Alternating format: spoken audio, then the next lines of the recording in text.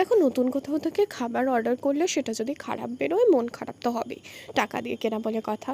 তো সেদিন উত্তরপাড়ার নিউ আর্সালান বলে এই রেস্টুরেন্টটা থেকে 190 টাকার একটা মাটন বিরিয়ানি আর চিকেন চাপ অর্ডার করেছিলাম। চিকেন চাপের দামটা ঠিক আমার মনে নেই, তাই বলতে পারছি না।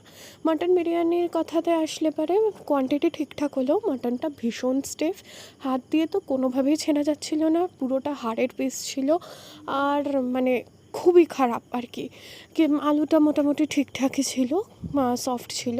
এবার চাপের কথা বলতে গেলে চাপটা না ভীষণ অয়েলি ছিল, আর কাঁচা মশলার গন্ধ আসছিলো। চিকেনটাও ভীষণ ছিবড়ে।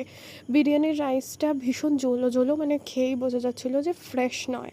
ঠিক আছে, তো ওভারঅল এক্সপিরিয়েন্স তো বুঝতেই পারছো খুবই খারাপ। তোমরা কোথাও থেকে বিরিয়ানি খাও সেটা আমাকে অবশ্যই জানিও কমেন্টে।